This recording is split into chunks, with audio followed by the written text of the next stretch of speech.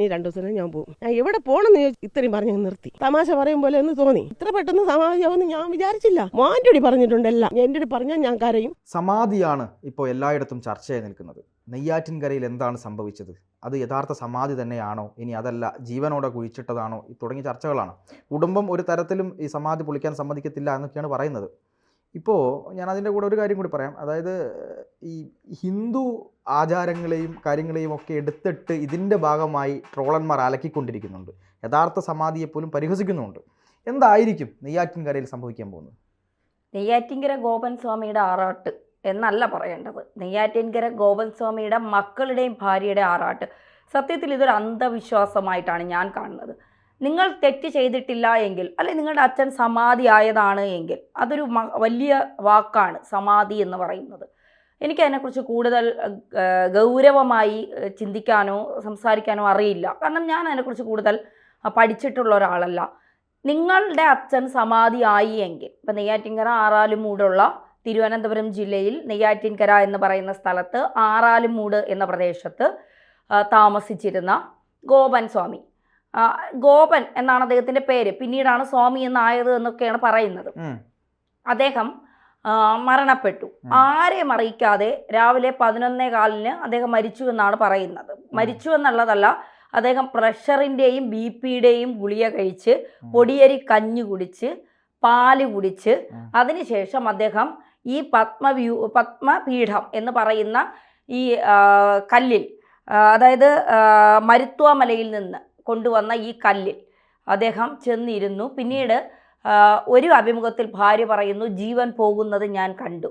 ഒരു എന്താ പറയുക, ചാനലുകളുടെ ഇതിൽ ഭാര്യ പറയുന്നു, ഞാൻ കണ്ടിട്ടേയില്ല, അദ്ദേഹം പോകുന്നു എന്ന് 2-3 ദിവസം കൊണ്ട് പറഞ്ഞു, എങ്ങോട്ടാണ് പോണത് എന്ന് പറഞ്ഞില്ല എന്ന് പറയുന്നു. അതിൽ തന്നെ പരസ്പരമായി വിരുദ്ധമായ കാര്യങ്ങളാണ്. ഒന്നിൽ പോയി ഒരു മരണത്തിന് അല്ലെങ്കിൽ ഒരു സമാധിക്ക് പോകുന്ന ആൾ എന്തിനാണ്? ജീവൻ, നമ്മൾക്കിപ്പോൾ പ്രഷർ കൂടിയാൽ നമ്മൾ മരിച്ചു പോകും, സാധ്യതയുണ്ട്. രക്തസമ്മർദ്ദം കൂടിയാൽ നമ്മൾ മരിച്ചു പോകും, സാധ്യതയുണ്ട്. മരിക്കാൻ പോകുന്ന ഒരാൾ ആഹാരം കഴിക്കുന്ന എന്തിനാ? ആഹാരം കഴിച്ചാൽ എന്ത്, കഴിച്ചില്ലെങ്കിൽ എന്ത്, ഞാൻ മരിക്കാനാണ് പോകുന്നത്. പാല് കുടിച്ചാൽ എന്ത്, കുടിച്ചില്ലെങ്കിൽ എന്ത്, ഞാൻ മരിക്കാനാണ് പോകുന്നത്. ഈ മരണഭയം ഇല്ലാത്ത ഒരാളല്ലേ സമാധിയിലേക്ക് പോകുന്നത്? പ്രഷറിൻ്റെ ഗുളിയൊക്കെ കഴിച്ച് എന്ത് സമാധിയാണ്? പച്ചയ്ക്ക് പറഞ്ഞാൽ അദ്ദേഹത്തെ ജീവനോടെ കോൺക്രീറ്റ് സ്ലാബ് ഇട്ട് കുഴിച്ചു മൂടി. ഇത് പരിശോധനയ്ക്ക് വിധേയമാക്കണം. യഥാർത്ഥ സമാധികൾ പരിശോധിക്കണമെന്നല്ല നമ്മൾ പറയുന്നത്. ഇവിടെ മതസ്പർദ്ധയൊന്നും വളർത്തി ജനങ്ങളെ തമ്മിത്തല്ലിക്കാൻ ആരും നോക്കണ്ട. മുസ്ലിങ്ങളാണ്. ഇന്നലെ അതിലൊരു മകൻ കിടന്ന് വിളിച്ചു പോകുന്നത് ഞാൻ കണ്ടു ഒരു ചാനലിൽ. ഇവിടുത്തെ മുസ്ലിങ്ങളാണ്, ഇവിടുത്തെ മുസ്ലിങ്ങൾ മതസ്പർദ്ധ വളർത്താൻ വേണ്ടി ഹിന്ദുക്കളെ ഞങ്ങളെ കണ്ടുകൂടാ, അതുകൊണ്ടാണ്. മുസ്ലിങ്ങളോ ഹിന്ദുക്കളോ ക്രിസ്ത്യാനികളോ ആവട്ടെ, ഇതാര് ചെയ്താലും ഇനി ഒരാൾ ഇത് ആവർത്തിക്കരുത്. ഇതിൽ എന്തോ ദുരൂഹതയുണ്ട്, അത് ഉറപ്പാണ്. ഇനി ഇല്ല എങ്കിൽ ഇല്ല, ദുരൂഹതയില്ല. നമ്മളെല്ലാം പറയുന്നു ഗോപൻ സ്വാമി സമാധിയായതാണ്. എന്താണ് പ്രശ്നം? നിങ്ങൾക്ക് പോസ്റ്റ്മോർട്ടം നടത്തട്ടെ. പോസ്റ്റ്മോർട്ടം നടത്തി ദുരൂഹതകളില്ല എന്ന് പോലീസിന് അല്ലെങ്കിൽ നിയമ സംവിധാനങ്ങൾക്ക് മനസ്സിലായാൽ നിങ്ങൾ അവർക്കെതിരെ നടപടിക്ക് നീങ്ങിക്കോ. ഇവിടെ കോടതികളില്ലേ? ഞങ്ങളുടെ അച്ഛൻ സമാധി ആയതാണെന്ന് ഞങ്ങൾ ആവർത്തിച്ച് പറഞ്ഞിട്ടും ഇവിടുത്തെ സംവിധാനങ്ങൾ കേട്ടില്ല. അതുകൊണ്ട് ഞങ്ങൾക്കിതിൽ നീതി വേണം. കോടതി തീരുമാനിക്കട്ടെ. ഈ സമാധി പൊളിച്ച് ഗോപൻ സ്വാമിയെ പുറത്തെടുത്തതിന് ശേഷം പോസ്റ്റ്മോർട്ടം നടപടികൾ നടത്തി ഇതിൽ ദുരൂഹതയില്ല എങ്കിൽ തിരിച്ച് സമാധി കെട്ടാനും ഇതിൻ്റെ ചിലവുകളുമെല്ലാം സർക്കാർ വഹിക്കട്ടെ, സർക്കാർ ചെയ്യട്ടെ. ഇനി ഇതിൽ ദുരൂഹതയുണ്ട് എങ്കിൽ ഇതൊരു കൊലക്കുറ്റമല്ലേ? നാട്ടുകാർ പറയുന്നു ഇദ്ദേഹം 2 വർഷമായി കിടപ്പിലെന്നാണ് പറയുന്നത്. കിടന്നുകൊണ്ടാണ് മൂത്രം ഒഴിക്കുന്നത് വരെ. അതിൻ്റെ പേരിൽ രാത്രി വൈകിയൊക്കെ ഇദ്ദേഹത്തിൻ്റെ വീട്ടിൽ ബഹളങ്ങൾ ഉണ്ടാകാറുണ്ട് എന്ന് പറയുന്നു. 78 വയസ്സായിട്ടുണ്ട് ഈ ഗോപൻ സ്വാമിക്ക്. ഇദ്ദേഹം ഈ പോസ്റ്റർ അടിച്ച് ഈ രാവിലെ 11:15 ഇദ്ദേഹത്തിൻ്റെ സമാധിയായി. വെളുപ്പിന് 3:30 മണി വരെ ഈ സമാധി പൂജാകർമ്മങ്ങളൊക്കെ നടത്തിയെന്നാണ് മക്കൾ പറയുന്നത്. അതിനുശേഷം ഈ പോസ്റ്റർ അടിച്ച് 2-3 സ്ഥലത്ത് ഒട്ടിച്ചു എന്ന് പറഞ്ഞു. ഈ പോസ്റ്റർ എവിടെയാണ് അടിച്ചത്? ആരാണ് ഈ പോസ്റ്റർ അടിച്ചു കൊടുത്തത്? ഇതിനൊന്നും വ്യക്തതയില്ല. നമ്മൾ കുറേ ബഹളമുണ്ടാക്കിയോ അല്ലെങ്കിൽ ഈ സമാധി പൊളിക്കാൻ കഴിയും, ഇതൊന്നും നടക്കുന്ന കാര്യങ്ങളേ അല്ല. ഇപ്പം നാളെ ഒരാൾ പ്രാർത്ഥന അടിച്ചു കൊന്നിട്ട് പാർത്ഥൻ ഉപാസനയൊക്കെ നടത്തുന്ന ഒരാളാണ്. പാർത്ഥൻ ദൈവീകമായ ചിന്തകളൊക്കെ ഉള്ള ആളാണ്. ശിവനെ ആരാധിക്കുന്ന ഒരാളാണ്. എല്ലാം ശിവമയമാണ്. പാർത്ഥൻ സമാധിയായി. എന്നോട് മരിക്കുന്നതിന് മുൻപേ പറഞ്ഞിരുന്നു ഞാൻ സമാധിയാകാൻ പോകുന്നു എന്ന് പറഞ്ഞുകൊണ്ട് ഒരു സ്ലാബ് കെട്ടി ഇന്ന സ്ഥലത്ത് നിന്ന് കൊണ്ടുവന്ന ആ കല്ലിൽ ഞാൻ സമാധിയാകുന്നു എന്ന് പറഞ്ഞാൽ കൂടത്തായി ജോളി നമ്മൾ കണ്ടതാണ്. എന്നിട്ട് എത്ര നാൾ കഴിഞ്ഞാണ് സൈമൺ ജോർജ് ആ കേസ് അന്വേഷിച്ച് പുറത്തെടുത്തത്? 6 പേരെയാണ് കൊല വിളിച്ചത്. നരബലി. 2 സ്ത്രീകളെ ജീവനോടെ ശരീരഭാഗങ്ങൾ അറുത്ത് പത്തനംതിട്ടയിലെ ഇലന്തൂർ എന്ന് പറയുന്ന സ്ഥലത്ത് കൊണ്ടുപോയി പലരെയും കൊല്ലാൻ ശ്രമിച്ചു. എന്നിട്ട് അതിൽ നിന്ന് അസ്ഥികൂടങ്ങൾ എടുത്തു. അത് നരബലിയാണ്. അന്ധവിശ്വാസത്തിൻ്റെ പുറത്ത് കൂടുതൽ ഐശ്വര്യമുണ്ടാകാനും പണമുണ്ടാകാനും ജീവിത സൗഭാഗ്യങ്ങൾ കൂടുതൽ ഉണ്ടാകാനും വേണ്ടി നടത്തിയ ഒരു സംവിധാനം നരബലി. ഇതൊക്കെ പച്ചയ്ക്ക് പറഞ്ഞാൽ അന്ധവിശ്വാസത്തിലൂടെ കൊലപാതകം ചെയ്യുന്ന രീതി. എന്നിട്ട് അതിനെ അന്ധവിശ്വാസത്തിൽ, ഇതൊക്കെ ഹിന്ദു ആചാരപ്രകാരമാണ് നടന്നിരിക്കുന്നത്. അപ്പോൾ ഹിന്ദുക്കളെ ട്രോളുന്നതിൽ എന്താണ് തെറ്റ്? ഹിന്ദുവിൻ്റെ ആചാരത്തെ എടുത്തിട്ട് നരബലി ഹിന്ദുവിൻ്റെ ആചാരം, ആഭിചാരക്രിയ ഹിന്ദുവിൻ്റെ ആചാരം, ഇതൊക്കെ പറഞ്ഞുകൊണ്ട് മനുഷ്യനെ കൊല്ലാനുള്ള ഒരു തന്ത്രമാക്കി ഇതങ്ങ് മാറ്റുകയാണ്. ചിലർ പറയുന്നു ഹിന്ദുവിൻ്റെ ആചാരത്തെ തൊട്ട് കളിക്കാൻ പലർക്കും ഇന്ന് എന്നോടൊരാൾ പറഞ്ഞതാണ്, ഹിന്ദുവിൻ്റെ ആചാരത്തെ തൊട്ട് കളിക്കാൻ പലർക്കും ഭയങ്കര താല്പര്യമാണ്. മുസ്ലിം പള്ളിയുടെ ഈ അടക്കുന്നതിൻ്റെ ഇതിലോ ക്രിസ്ത്യൻ മതവിശ്വാസങ്ങളുടെ ശ്മശാനങ്ങളുടെ അടിയിലോ പോയി ഇവർ മാന്തുമോ എന്നുള്ളത്. അവർ ചെയ്താലും മാന്തണം.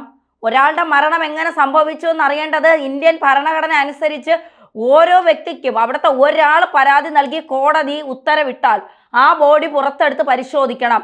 ജീവനോടെ ആ മനുഷ്യനെ കുഴിച്ചു മൂടിയിരിക്കുന്നത്. അത് മക്കൾ തന്നെ പറയുന്നുണ്ട്. അദ്ദേഹം സമാധിയായി ചെന്നാൽ പീഠത്തിൽ ഇരുന്നു എന്ന്. അപ്പോൾ അദ്ദേഹത്തിന് ജീവനുണ്ട് എന്നാ പറയുന്നത്. 2 വർഷമായി എണീച്ച് നടക്കാത്ത ഒരു മനുഷ്യൻ എങ്ങനെയാണ് നടന്നുപോയ സമാധിക്കുള്ളിൽ ഇരിക്കുന്നത്? ഈ പറയുന്നതിൽ മുഴുവൻ ദുരൂഹതയാണ്. ആ ദുരൂഹത നീക്കം ചെയ്യേണ്ടതിൻ്റെ ആവശ്യകത ഉണ്ട് എന്നുള്ളതിൽ ഒരു സംശയമില്ല.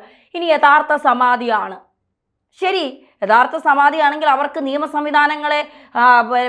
സംവിധാനങ്ങളെ നേരിടാമല്ലോ. ഇവിടെ കോടതികളില്ലേ?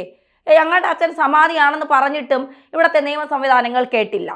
ഒരാളെ വെറുതെ അങ്ങ് സ്ലാബിട്ട് മൂടിയിട്ട് പറയുകയാണ് അച്ഛൻ മരുത്വാമലയിലൊക്കെ പണ്ട് പോയി, അദ്ദേഹം ഒരു നെയ്ത്ത് തൊഴിലാളിയായിരുന്നു എന്ന് പറയുന്നു, ചുമട്ട് തൊഴിലാളിയായിരുന്നു എന്ന്. പെട്ടെന്ന് ഒരു ദിവസം അദ്ദേഹത്തിന്, ഞങ്ങളുടെ നാട്ടിലൊരാളുണ്ടായിരുന്നു, പേര് പറയുന്നില്ല കാരണം നാട്ടുകാരെല്ലാം കൂടെ എന്നെ എടുത്തിട്ട് അടിക്കണമെങ്കിലോ, എൻ്റെ അമ്മയുടെ കൂടെയൊക്കെ പഠിച്ചതാണ്. എൻ്റെ അമ്മയൊക്കെ പറയും ചിക്കനും മീനും ഇറച്ചിയൊക്കെ കഴിച്ച് നടന്ന ഒരു മനുഷ്യൻ ഒരു അവസരത്തിൽ അങ്ങേർക്ക് ബോധോദയം ഉണ്ടായി.